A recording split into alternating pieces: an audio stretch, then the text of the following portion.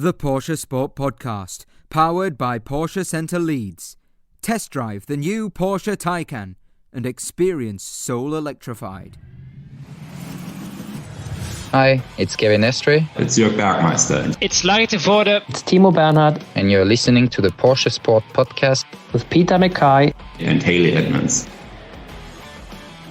Hello and welcome to a very special episode of the Porsche Sport Podcast, because joining me on the programme today is Sabre Cook, an 8-time Colorado State karting champion, an SKUSA National Karting champion, winner in the Nürburgring Langstrecken Series, and now driver of the number 37 Deluxe Kelly Moss GT3 Cup in the Porsche Carrera Cup North America. Sabre, a very warm welcome to the Porsche Sport Podcast.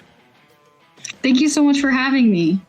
It is our pleasure. It's a delight to have you on the show. Now, let's rewind back to the beginning, Sabre, because you've had such a long career driving, whether that be in karts or cars. But what was it about motorsport that grabbed your attention when you were younger? I guess I was very lucky in that I was kind of literally born into the sports, because my father used to race motocross and supercross professionally, and he and my mother didn't want us racing go-karts, so we got into karting when I was about 8 years old. But even then, I just remember sitting on my dad's bikes in the garage, at 4 or 5 years old, just excited about, what the machine was, what it could do. But then I really decided motorsports was what I wanted to do for as long as I possibly could when I was about 13, and just really appreciating the challenges that it offers you, and then the ability to have to work together, with your team mentally, physically, emotionally to come out on top. Wow. So your dad was Superman. He was the coolest dad in the world if he was a pro supercross racer. Yeah. He was definitely a great role model for me. Wow. So did you travel around the country with him? Did you go to many of his races? Because supercross is a big deal over in the States, isn't it? Yeah, he actually retired just as I was born. So he and my mom are a little bit of older parents. And so he had just retired and only did a couple vintage races, I think, when I was a baby. There's a photo of me at 3 months old sitting on his vintage motocross bike. And so I didn't unfortunately get to see him, in real action. But he did race karts later on too. And it was quite impressive, obviously how quickly he picked that up and was, I think he finished the first year he raced at Supernats, he finished 5th. So he's just racing within his wheelhouse. So he very much adapted to it. Wow. And I guess with that grounding for him, the throttle control I always find is something that bike racers, whether that be on tarmac or dirt, when they go into a car, that's the thing they nail straight away as well. Yeah, that's awesome. So did two wheels ever tempt you with that kind of environment around you? I actually rode a motorcycle before I ever drove on 4 wheels. Oh, wow. So I was, I don't know, maybe 4-ish, 4 or 5, and I got put on a little Honda 50cc motorcycle. Yeah. Mm-hmm. And I just remember getting scared to death because I was going quite fast, but I didn't realize you had to let go of the gas in order to make the brake work. But it was, I just didn't take to it, I guess, as well. And I'm honestly pretty appreciative towards my parents for making me pushing me towards the 4-wheel route, because with motocross, I mean, how hard it is on your body, and it's just it's a very physically demanding sport. So I'm kind of glad that I got pushed the other way.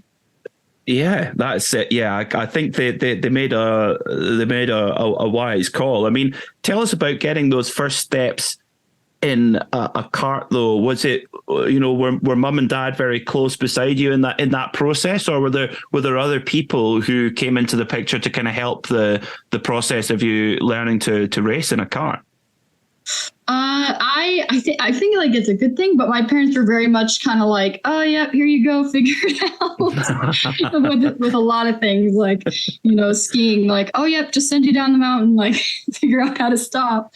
But it was I was just really excited to get in the kart for the very first time, and my dad had actually taken us in a small parking lot course on his lap in a shifter kart around. So we kind of, knew what to expect. But I was so excited to go fast when I first got in that I didn't realize you had to brake for the corners and slow down. So I just turned the wheel and tried to go around the corner and spun out and scared myself for sure. But I definitely remember the first time I got in and how excited I was.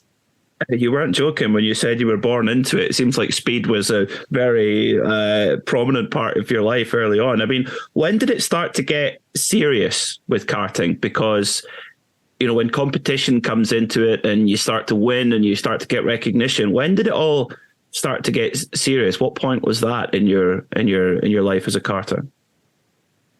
I think it was kind of two distinctive moments. When I was about 10 years old, I was getting teased because I was, I wasn't that fast or whatever by another competitor. And he's like, you're a girl, you're slow, I'm going to beat you. And I didn't like that very much. So I went to my dad and in tears, of course, and I was like, if I had a faster kart, I could win. And because I had this kart that was basically like a hand-me-down kart for my cousin that couldn't really win the class I was racing in anyways. And so I was like, well, all right, if you're serious. And so for Christmas, I remember we were able to get a new kart, and I went out and won the next race by 10 seconds.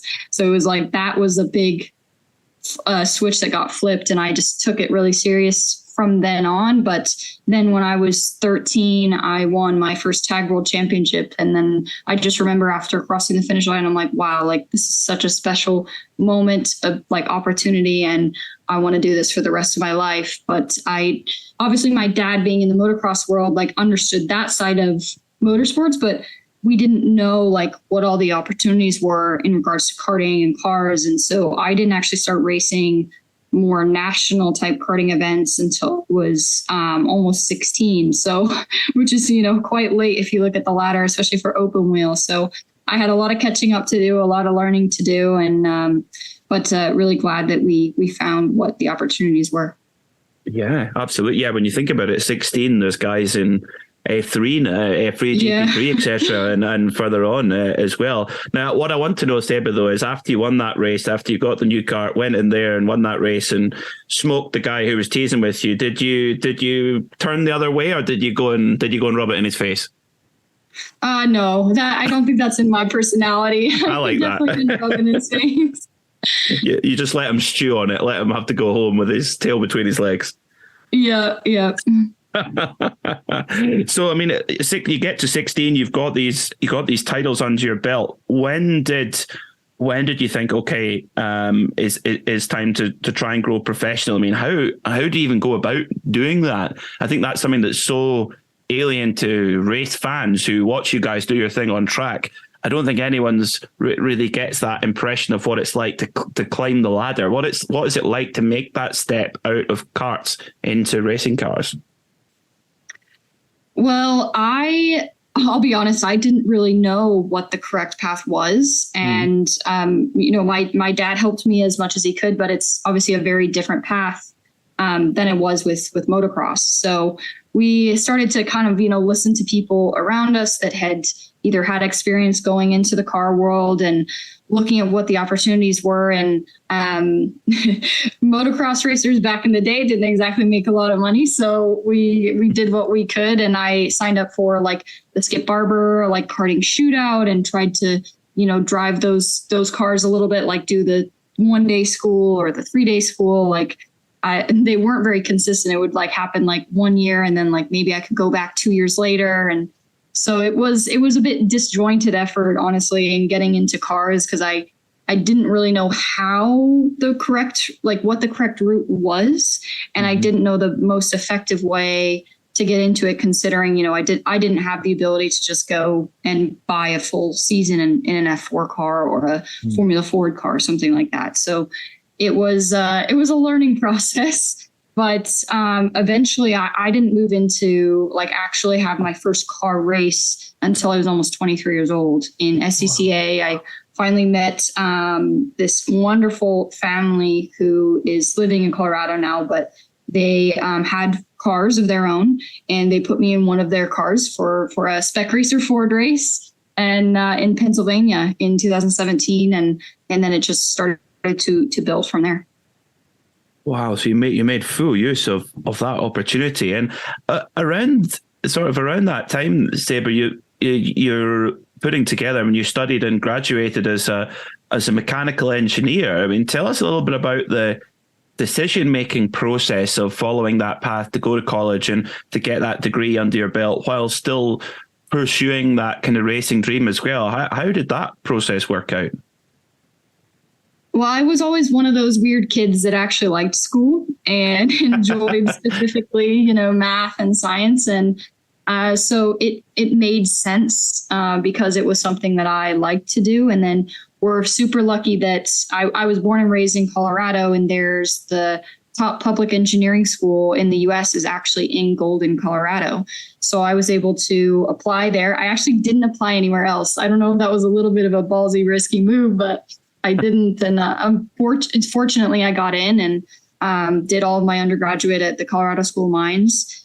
And it was I think a solid choice to make, and I would definitely make it again. Obviously, it took focus away from the racing. I was still karting at the time, but yeah, it was something that especially my parents obviously strongly recommended. Neither of them had gone to college, and they just wanted me to be able to have that education. But I also wanted it myself, and it's opened a lot of other doors that aren't just in the driver's seats. And you never know with motorsports where you're going to end up. So I really feel like it's a great asset for me to have that degree, so I can do other things.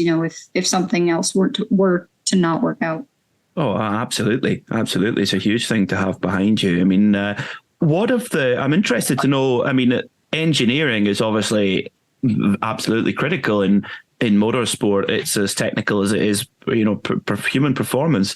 What have the main benefits been to your racing since you got that degree, Sabre? I'm really interested to know what you can apply to your, as a driver, if you like, to that with that degree behind you.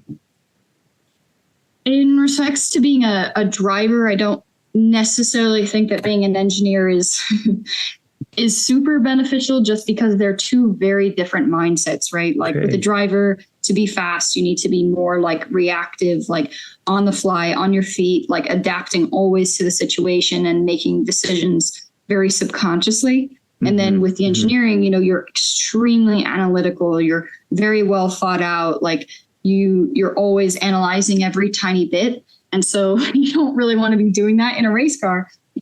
So I think it's in some ways it helps that I can communicate, I think, well with my engineers, or I at least understand more where they're coming from. And I think it also does kind of help me understand and give pretty good feedback when we're setting up a vehicle. But I definitely try to, on the race weekend, keep the two mindsets very separate, kind of stepping into that driving role and then stepping into the engineering role when I need to. But even when I go over post-session data, I try very hard not to even pull out my laptop and try to just look at it on my coach's laptop, because I'm if I open it up and I have the data in front of me, I know there's going to be 10,000 things, and I'll be oh, well, what about this? And so I try to remove the temptation. Have you ever been told off by an engineer for trying to be engineer also? Not told off for trying to be the engineer, but definitely told off for telling me I'm thinking too much and I don't need to be worrying about those things. Or maybe if I ask a technical question that a driver would never need to know the answer to, they're you don't need to know that answer right now. Let's focus on something else at this moment, and then we'll talk about it later. I like it.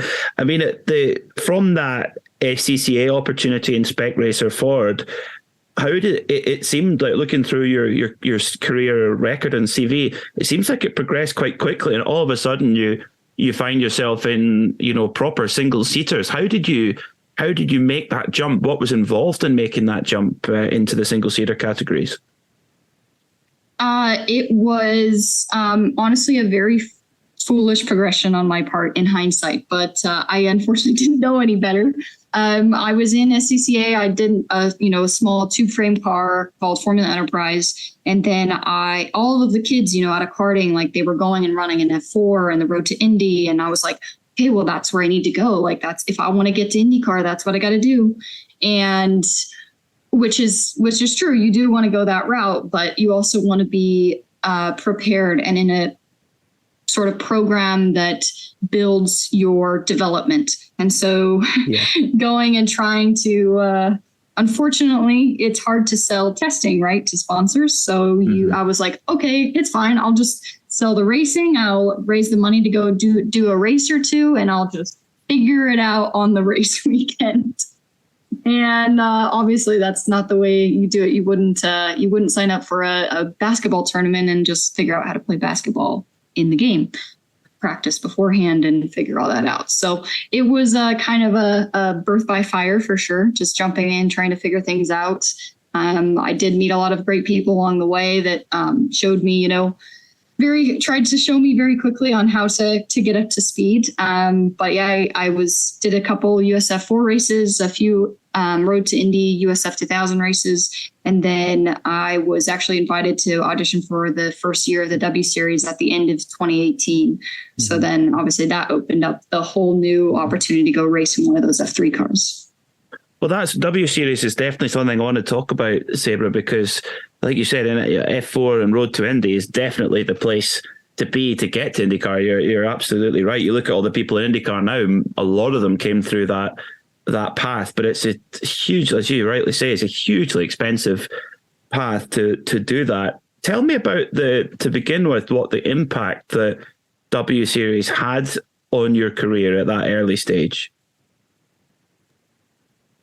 It was W Series, was a great step forward for me because it was a full season finally that I hadn't had a full season in something. So a full season in an open wheel car, and I didn't have to bring funding, like not even for travel. So for me, it was an incredible opportunity. And it also lined up perfectly when I moved to the UK to work there. So it was just kind of like the stars aligned, and it really did obviously give me more exposure and give me more experience. But it was also really hard to develop in that sort of situation too, because, we show up, it's all European tracks that I've never been on before, right? So I show up, we have 30-minute practice, and then it's a 30-minute quali and a 30-minute race. And so there's not a whole lot of developmental time in there. It's kind of like, all right, jump in, try and learn as quickly as you can and go for it. So, but it was, overall, it was a great experience, and I learned a lot from it. Yeah, I can imagine. Of course, one of the less nice things about the W Series year of your career was, of course, getting injured back in June 2021 and suffering some serious injuries. If you're comfortable, if you could just tell us a little bit about the recovery process and what you had to do to work to get back in the car, because it took a long time to get back in the car. Just if you don't mind, tell us a little bit about that. Yeah, absolutely. It was obviously an unfortunate accident. I got hit going into the turn 1 at Red Bull Ring in the first race of W Series in 2021. And it ended up tearing my right hip labrum. My femur was no longer sitting correctly in my hip joint.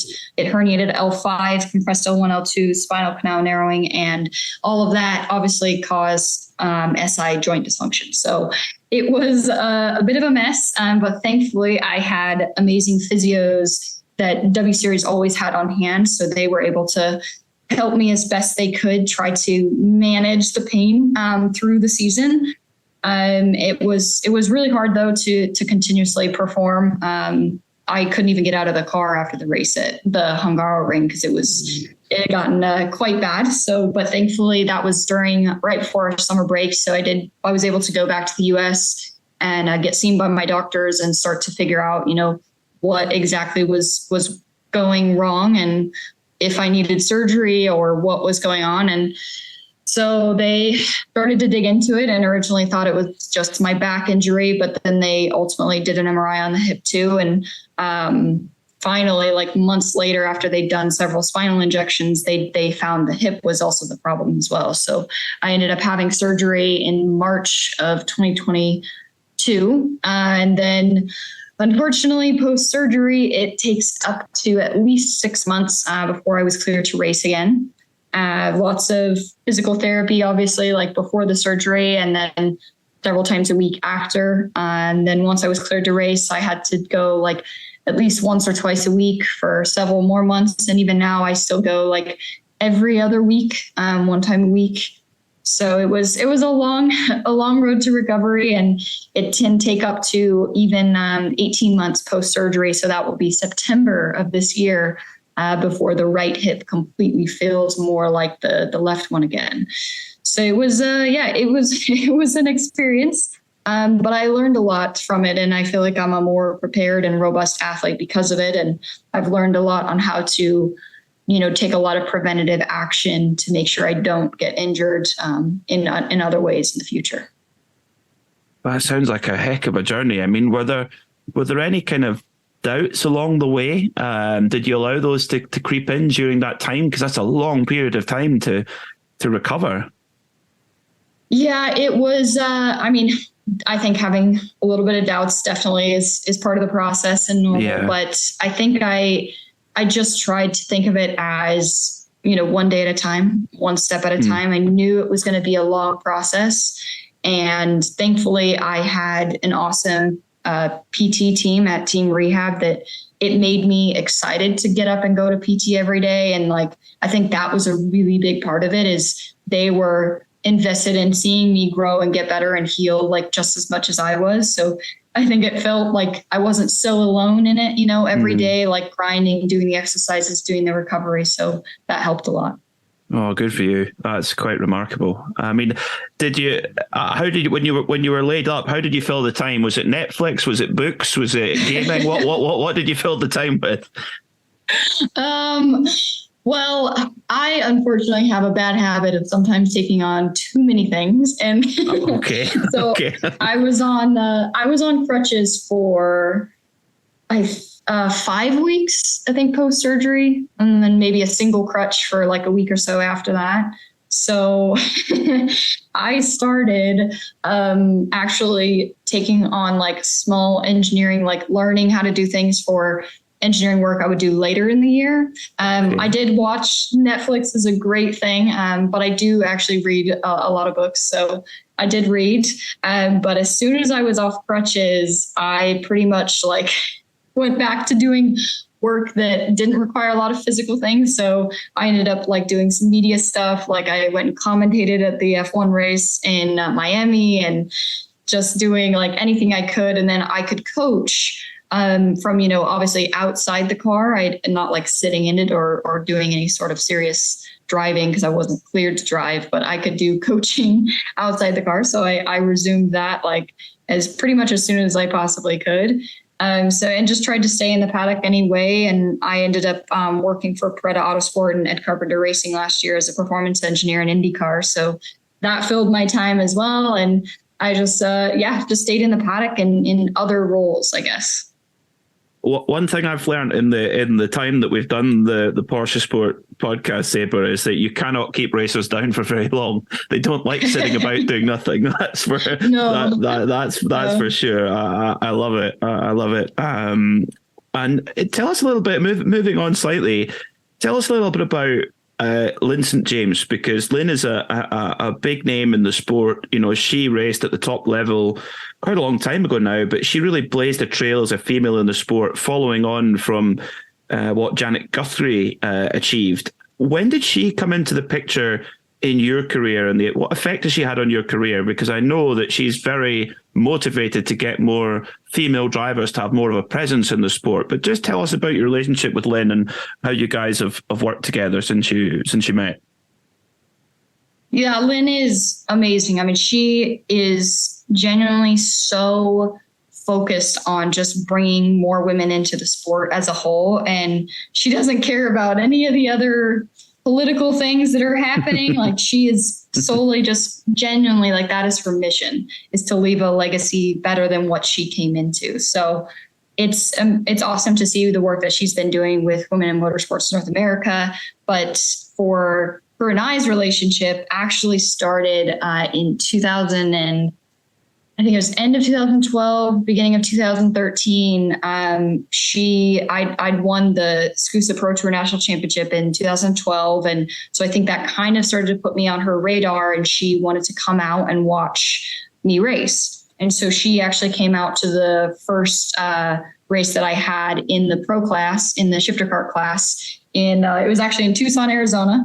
And she came out and watched it, and just really, we just clicked, and she was like, yep, you've got the stuff, kid, and I want to help you any way I can. And actually helped manage me a little bit there in 2013, and tried to, give me any sort of connection or way into the sport that we could. And she was actually one of the ones that tried to push me to, the Skip Barber Karting Scholarship Shootout, and just any other ways we could try to get myself into car racing. And she's stayed a mentor and a friend since then. And she's obviously highly engaged with the WIMNA presence now. But she's the one that actually pushed me to go talk to Kelly Moss as well at the end of 2021.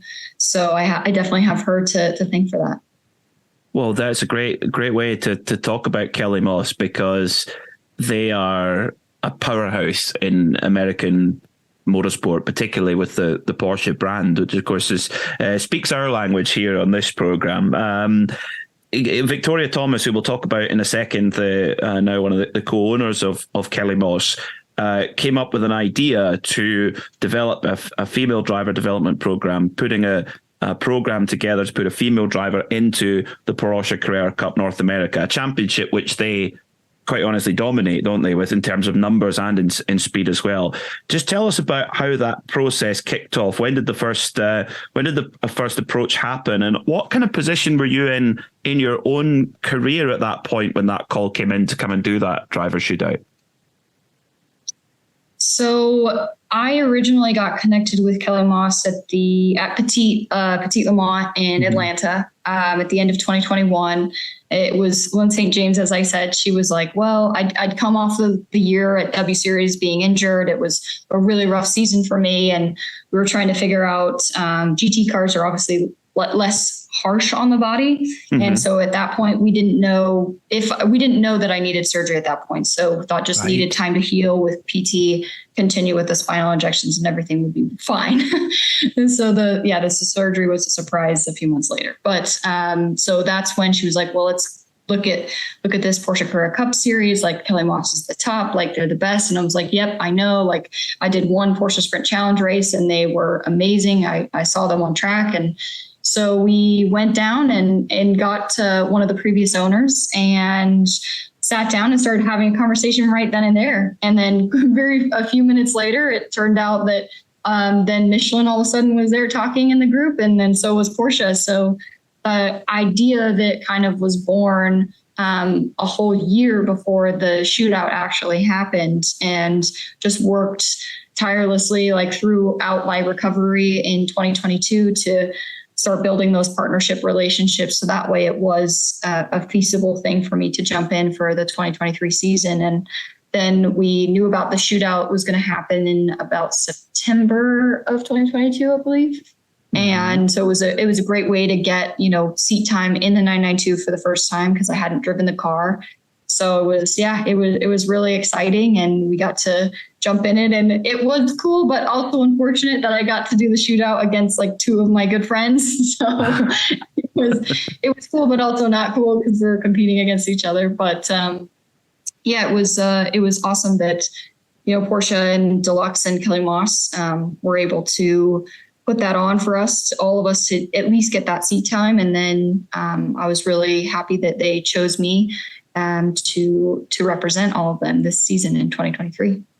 Wow, I never realized how long a process it was for you. So it started nearly a year before the shootout even happened. That's remarkable. Yeah. Things, I wanted to make it happen actually for 2022, but obviously the surgery threw a wrench in the works with that situation. So yeah, to say the least. Yeah. I mean, and tell us a little bit about what these shootouts are like, because we on the other side of the fence, we see them from a distance. We maybe see pictures or we see who wins them, but we never really see what goes on. I mean, try to describe to our listeners what it's like going into one of these shootout processes? And like you said, especially when you've got friends in the same process too. I'm actually really thankful that I feel like the Kelly Moss shootout was so, it was more of a enjoyable experience, I guess, than other shootouts have been. Because I think it was the whole environment, like one, obviously having my two friends there, because at the end of the day, it was kind of like, okay, this is pretty awesome. Like me and a couple of my friends are going to go out and drive this Porsche 992 Cup car. And Victoria was very conscious of wanting to make sure that we felt comfortable and weren't super stressed. Like she just wanted us to feel like we had a place to show them our very best selves. So it was actually a very nice experience. And like, versus like the W Series type of shootout that happened in the beginning of 2019, I think I was extremely stressed. But it was great. We got there and did a couple interviews, met the team, and then we did a fitness assessment with Jim Leo at PitFit, and so that was a nice innuendo into the shootout. And then the next day we did several runs where we got a warm up. So Riley Dickinson was actually there as our reference, so he would go out and do a run, the same amount of laps that we would do on about the same age tires. And then we would have to go immediately, it was a sequence. So it'd be like Sarah, Lonnie, me, and then we would do a mock qualifying run, and then we would do a race run. And so they just analyzed us based off of obviously our fitness performance, our ability to communicate with the team, our progression throughout the day, and then overall pace. So that was, it was pretty straightforward, but it was a great experience.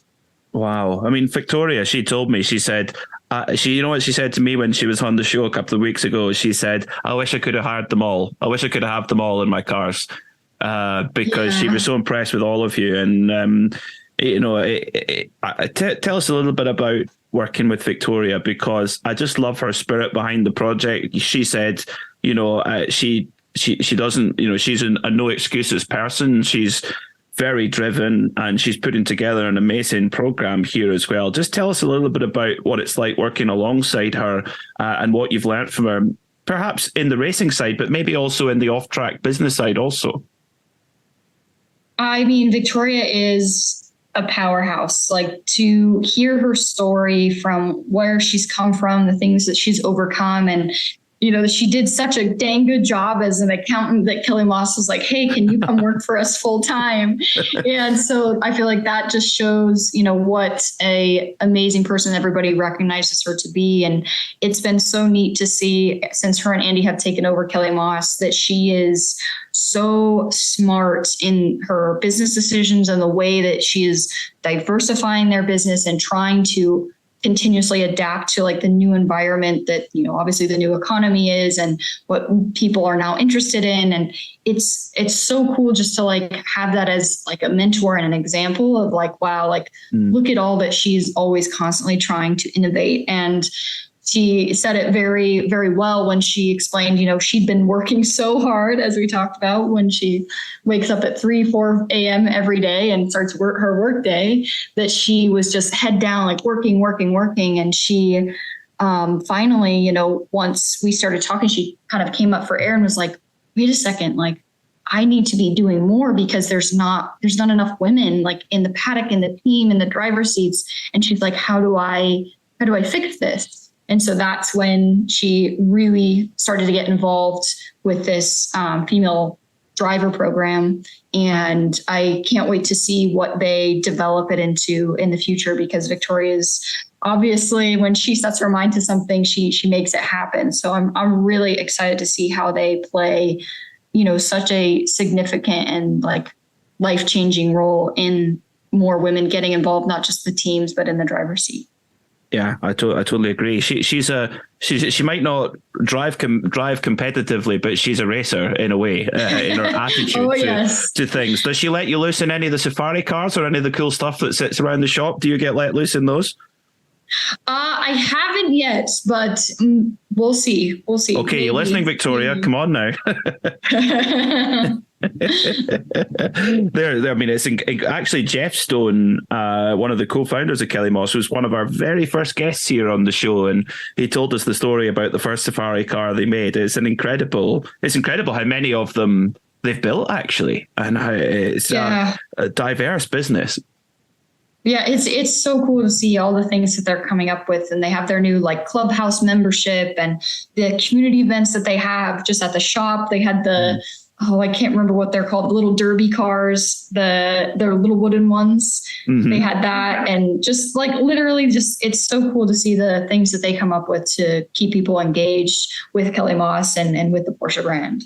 That's awesome. Well, I mean, let's talk about the racing season, because we're now 2 rounds in. We've had they talk about 2 circuits where you're getting thrown in at the deep end, Sebring and Long Beach. Let's kick off. Let's talk about Sebring. I mean, what were those first steps like? You've done some mileage in the 992 Cup car, but stepping into that race situation, what was those first steps like, racing that incredible machine at a place like Sebring? I mean, I'm incredibly jealous, first of all, but tell us what that was like, making those first steps with the car at Sebring.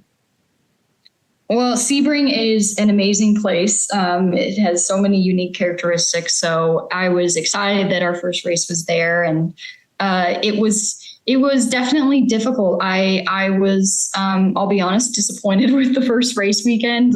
There was a lot to learn and a lot to take in, and there had been such a big buildup, I guess, to that first race event. And I definitely it took a lot of learning to figure out the peak of the Michelin tire, because it is such a sharp peak, and you have to get it on that ultimate lap. So that was something I need to learn and I'm still improving on. But being able to race for this first time, like it was awesome. It was such a great experience. And the fact that we had, I think it was 41 or 42 cars on track at the same time, like it was amazing. And then trying to learn that, with these cars, they don't really have draft like pretty much anything else I've ever raced. So learning how to set up passes in these cars was also something that took a little bit of learning, and obviously with the ABS. And so, yeah, there was a lot of learning that went on in that first weekend.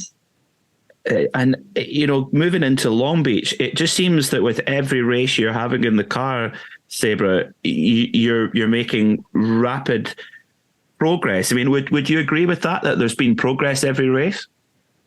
Yeah, absolutely. I think the delta to the ultimate lap time gets better every race. And I was so much hoping to clinch that P9 on the Sunday in Long Beach. And that was the best delta I'd had to the pace of the leaders, since the first race. So I'm just, I guess, encouraged by it, bummed that, the debris took us out, but very encouraged that I feel like we can continue to make progress every single time that I'm in the car. And I'm really, really, I'm just like itching for every single race to come up next. So I'm like, okay, now what can I do better now? So, well, it's Miami's next up, isn't it? You're going to be there with the F1 paddock next time out. Is that right? Yes. Yeah. Oh. May 5th through the 7th. Wow. So that's going to be an experience. I mean, forgive my lack of knowledge here. Have you been round? I know you were there to commentate, but have you been round the circuit? Because it's obviously a temporary circuit. Have you had much experience of the track there down in Miami? No, I was just there commentating for W Series, so I at least got to see the event. Because I just remember how unbelievably hot it was the whole time, and it was, I did get to go around the track, not driving, but I was on one of those, they have those like open trailer trucks that people stand in, when you give track tours. So I literally got to see the track only when I was giving track tours.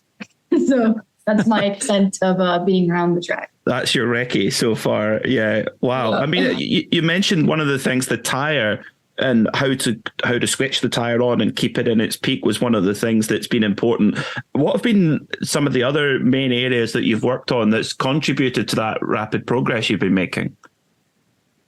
I utilize the sim quite a lot. Okay. I have a home sim.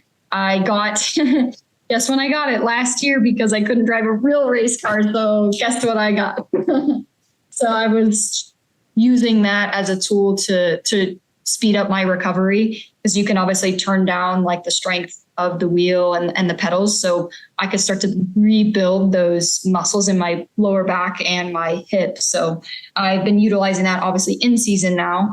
And I think it pays off like amazing amounts if you have a decent setup, and there's lots of things that I can do skill wise to try to improve. And I have a really amazing coach that helps me quite often. David Tennyson has been essential to my growth and development, and just, I guess, doing lots of track recon and prep as much as I possibly can. Maybe the engineer in me gets a little too much sometimes, but just doing all the research with data and video. And obviously Kelly Moss offers a great resource in the data that they've had from previous seasons. So that has been super key to making sure that I'm prepared when I come into a weekend or a track that I've never been at. So I'd say those are probably the main things. And then obviously training with PitFit, and lots of heat training actually too, these cars are a lot hotter than I ever imagined they would be. So.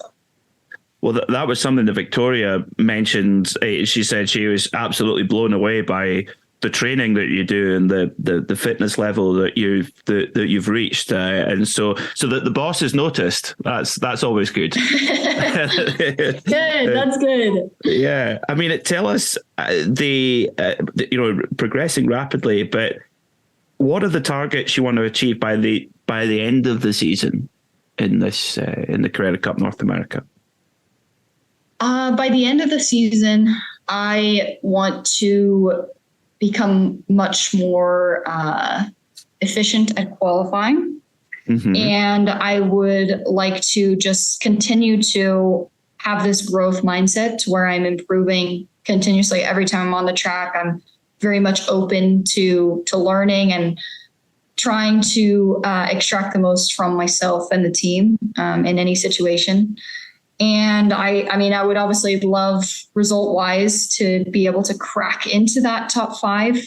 I know it's going to be extremely tough, but yeah, just really focusing more on the process and skills of driving the car and understanding how to drive this rear engine and feeling that initial yaw moment and being able to carry that entry speed and min speed, and trusting that the rear is going to stay. And so it's a lot of things, just like bringing all those pieces together and refining how they all go into driving the car fast. Well, we will certainly be watching with very close interest, and it sounds like with your commitment level and motivation, Sabre, that those things are gonna come to you. I'm sure of it. Now, but as we come to the end of our chat, it's been really a privilege to have you on the show. But one thing I'd love to ask, and noticing you're from Colorado and you're friends with Lonnie Unser, as you mentioned. She's had a go at Pikes Peak last year. Has that event ever kind of tempted you? You ever fancy to go up the hill at Pikes Peak? I mean, honestly, if you told me to go race up Pikes Peak or you told me to go race a lawnmower around in the grass, I would do whatever anybody offered. So yes, I would definitely love to give a go at Pikes Peak, especially being in the home state of Colorado and such an iconic event. I would definitely give it a try. You can go and get easier to go and get some practice done before the race as well, and giving it as well. Now, one final question for you, Sabre, and it's something we ask all of our guests here on the Porsche Sport podcast. We call it the Racing Genie, and it's kind of like an ultimate dream or an ultimate wish for a race. So if you were to pick any race in the world, in any car, and with any teammate, what would your choices be? Wow. I would say maybe, I feel like winning the 24 hours of the Nürburgring is something that is high. Like, obviously people rate it, but I feel like it shocks me that it's like not ranked with like Le Mans and stuff, because I agree. It's incredibly tough. Like I feel like it's way harder. So I feel like if I could win that in the GT, in like a prototype GTP car, with Porsche, that would be nice. And my teammates, would be, oh gosh, that's a tough one. My teammate would be, I mean, Andre Lauder is obviously running in the Porsche now, and he obviously knows how that program operates. So I feel like having a teammate somewhat like him, or even somebody like maybe Hurley Haywood back in his heyday, like I feel like racing with one of those icons would have been something very special.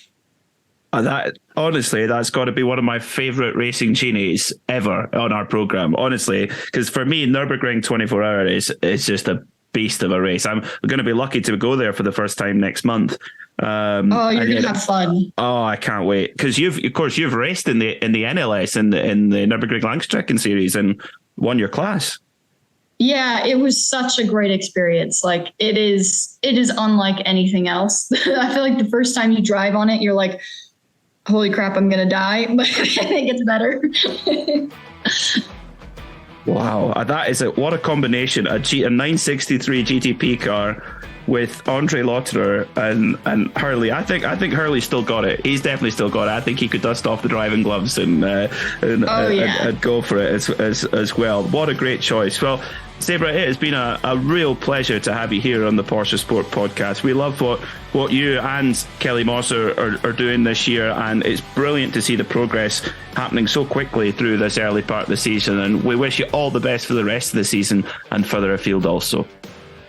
Thank you so much for having me. The Porsche Sport Podcast, powered by Porsche Centre Leeds. Test drive the new Porsche Taycan and experience soul electrified.